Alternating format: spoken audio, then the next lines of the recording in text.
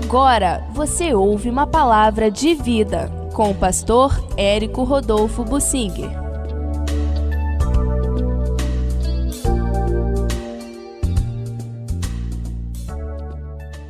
Mesmo nas melhores situações, a natureza humana está tendente ao mal.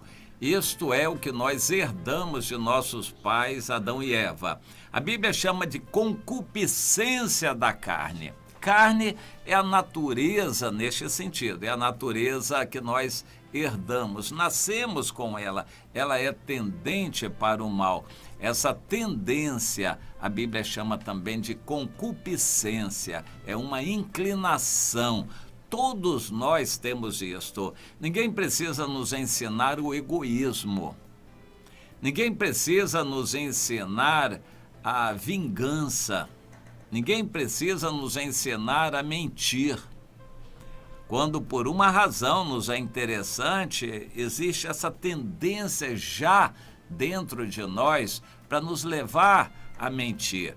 Nós lemos na vida de Davi o quanto ele mentiu. Davi usou muito de mentiras.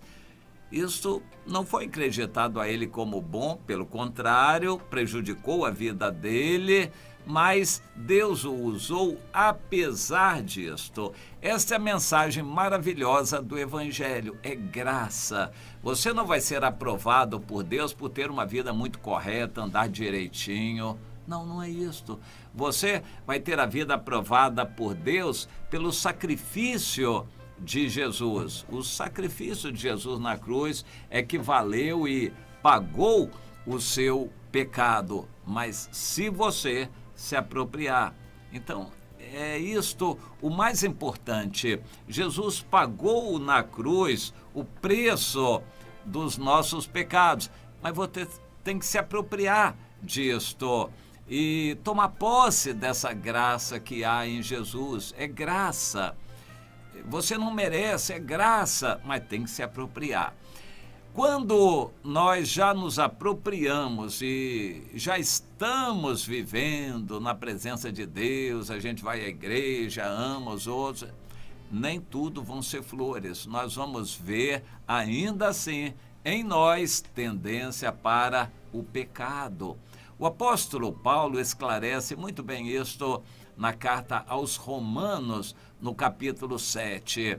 Ele chega ao ponto de dizer, quase que desesperado, desmerecido homem que sou, desventurado, quem me livrará do corpo desta carne? Porque o bem que eu quero fazer, eu não consigo sempre fazer, mas o mal que eu não quero fazer, eu estou quase sempre fazendo. E ele se sentia arrasado por isso. Mas Deus deu a ele o entendimento. Quem faz isso não sou eu, com a mente, conscientemente. É o pecado que está dentro de mim, que não precisa nem ser impulsionado. Ele já tem esta impulsão natural para o pecado. Quando a Bíblia fala de homem natural, o apóstolo Paulo menciona isso, é uma pessoa que só tem a natureza com que nasceu. Essa natureza nos empurra automaticamente para o pecado. Ninguém precisa nos ensinar a pecar, ninguém precisa nos ajudar a pecar. Isto é algo de nós mesmos. E a gente fica arrasado, triste, porque a gente sabe que é pecado, não consegue se livrar. Eu cito, quando estou falando sobre o batismo, sobre esses assuntos, o que acontece com um viciado, por exemplo, em cigarro. Todo mundo sabe que a pessoa começa a fumar, em geral, nova, na adolescência, e acha bonito aquilo para ser igual aos outros, é uma questão de afirmação, e depois acaba se acostumando e depois se viciando. Muitos estudos científicos têm sido feitos e verificados que o cigarro contém substâncias que viciam, tornam a pessoa dependente. E aí, depois de muitos anos fumando, a pessoa quer deixar e não consegue. a maioria, a esmagadora maioria dos que fumam gostaria de deixar o cigarro, só que eles não conseguem, não tem força de vontade. A sua força de vontade não é suficiente para vencer essa dependência. Eu costumo usar essa expressão para comparar. Nós somos viciados em pecado. Nós queremos deixar o pecado e não conseguimos. Nós queremos deixar o pecado. Quem é que tem felicidade no pecado? O pecado tem aquela aparência alegre na hora, depois é um gosto amargo de consequências terríveis. Quando a menina perde a virgindade é uma bênção de Deus, uma bênção que tem um forte impulso na sua mente. A menina deveria se manter virgem até o casamento. Isso contribuiria para uma pureza mental, para valorizar o casamento. Mas quando por alguma razão motivada, por alguma situação forte, primeiro estimulada pelas outras pessoas, revistas, pornografia, na internet, novelas, ela fica com aquele desespero de querer ter a sua experiência sexual. E aí um namoradinho, alguma situação que aparece, ela acaba caindo. Depois ela fica arrasada, ela fica muito triste por ter perdido a virgindade. Ela quer voltar, mas não consegue mais. Eu cito isso com relação à natureza. A natureza nossa já é desejosa de pecar. Quando nós conhecemos o Senhor, nós temos na nossa mente uma outra lei que contrabalança, que se contrapõe à natureza do pecado. E aí começa uma briga dentro de nós, é uma luta interna dentro de cada um de nós. Mas mesmo então, nas situações mais saudáveis, a pessoa ainda assim peca. A pessoa não basta estar na igreja, frequentando a igreja. Na igreja, muitos pecam dentro da igreja. A igreja é local de muitos pecados. E a pessoa fica pensando, mas meu Deus, logo na igreja eu deveria ter o coração limpo, a mente pura, e logo na igreja me dá vontade de pecar. Quantos têm pecado dentro das instalações da igreja? Pois é, porque a natureza humana continua tendente ao pecado, apesar de você poder estar, inclusive, dentro das dependências da igreja. O povo de Israel voltou do cativeiro, passou um aperto tremendo, 70 anos de cativeiro, foi arrochado, inicialmente dizimado, o número diminuiu, morreu a maior parte da população, um grupinho pequeno foi para o cativeiro, foi trabalhado, massacrado pelos que levaram cativos os babilônicos e depois os medo-persas. Eles foram massacrados. Por fim, quando clamaram por misericórdia, Deus os trouxe do cativeiro. Quando clamaram por misericórdia, Deus os trouxe do cativeiro, os que quiseram, e foram para Jerusalém, para a Judeia, para refazerem a vida. Era de se supor que depois de o povo ter levado um trambolhão no cativeiro, de ter sofrido bastante, que agora eles teriam aprendido a lição, agora eles iriam andar direito na presença de Deus. Mas não foi o que aconteceu.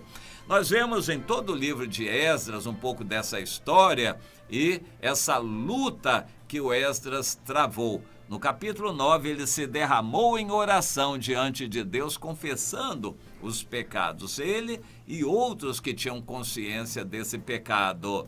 A maior parte do povo não.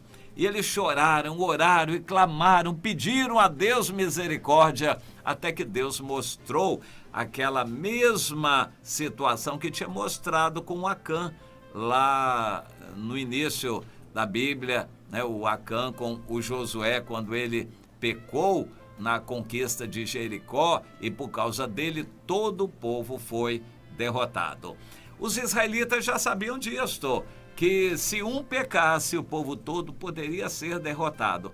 No entanto, apesar disso, os judeus que voltaram do cativeiro continuaram a pecar. Eles pecaram querendo ser como os outros. Eles pecaram praticando relações sexuais que os outros praticavam. O povo cristão tem que aprender. Deus tem um outro padrão moral para nós, um padrão de relações sexuais santo. Deus não quer que nós estejamos misturados na pornografia do mundo.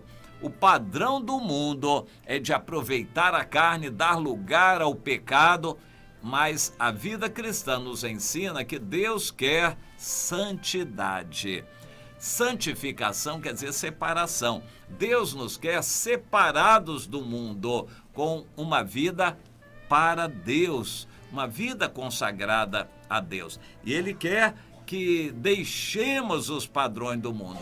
Mas acontece que em nossos dias, os padrões do mundo estão entrando na cabeça das pessoas, no coração das pessoas, estão entrando na igreja, estão dominando as casas, estão dentro das escolas. Os padrões mundanos estão saturando, bombardeando a cabeça do cristão, a família do cristão, a igreja dos cristãos. O padrão do mundo, ou os padrões do mundo, são padrões de libertinagem, de pecado, mas nós somos chamados para termos uma vida santa. E o Esdras teve uma luta muito grande, porque ele logo identificou: se o povo estivesse misturando em casamentos mistos, nós nunca vamos conseguir a pureza que Deus quer para nós. E ele detetou. Certamente que Deus ajudou pelo Espírito Santo aquele Esdras, que era um líder espiritual, entendesse que o povo de Israel, os judeus, não teriam futuro se eles continuassem se casando e se misturando com os povos do mundo à sua volta. Ele, inspirado por Deus, apoiado por outros, resolveu tomar medidas radicais, totalmente radicais. Convocou uma assembleia e disse: todos que têm casado com mulheres estrangeiras, tomem uma providência. A maioria tinha se casado segunda vez, era um segundo casamento, terceiro casamento. Não eram casamentos tão essenciais, mas de qualquer maneira a ordem era clara, era radical. Eles não poderiam ser povo de Deus se eles estivessem misturados. Minha irmã, essa é uma questão muito séria, é um princípio bíblico. Se você tiver com a mente misturada, o coração misturado, não pode servir ao Senhor. Ninguém pode servir a dois senhores. Ou você serve a Deus ou ao mundo, mas não pode servir a Deus e ao mundo. Você não pode ter o seu coração dividido, sua vida não pode estar dividida. Ou você é de Deus e totalmente de Deus, ou é do mundo. Ficar no meio termo não tem futuro. E o Esdras discerniu isso, e quando começou, ele viu que a tarefa era dificílima, porque até os sacerdotes estavam contaminados. E quando os líderes, os próprios líderes se contaminam, o que dizer do restante do povo? E foi muito duro. Alguns se opuseram, alguns não aceitaram, mas o Esdras falou claramente, aquilo era uma condição para Deus abençoar o povo. Tinham que se livrar das contaminações, dos casamentos mistos, das misturas em todos os sentidos. Não poderiam ser povo de Deus misturados. Esse princípio permanece até hoje. Infelizmente, nas igrejas, há muitos líderes misturados, contaminados na sua vida familiar, sexual, com a vida errada em pecado. E isso faz com que o evangelho seja enlameado, como em nossos dias. Mas Deus continua o mesmo. Consertem-se. Eu quero mandar um avivamento, a bênção para vocês, mas tem que se consertar. Deixem o pecado, se santifiquem, se separem do mundo, padrões do mundo para lá. Faça morrer tudo isso no seu celular, no seu computador, no seu coração, na sua cabeça. Faça morrer o mundo e o que é do mundo, para você poder se consagrar a Deus e ter a pureza que agrada ao Senhor. Caso contrário, você também vai ser uma pessoa vomitada da boca do Senhor e não vai ter a salvação com ele. Entenda isso, Deus exige santidade. Sede santos como eu, Senhor, sou santo. Santidade é separação, nada de mistura. Tome uma decisão radical na sua vida, na sua casa, no que diz respeito a você, onde você tem influência, nada de mistura. Nós somos do Senhor e totalmente do Senhor.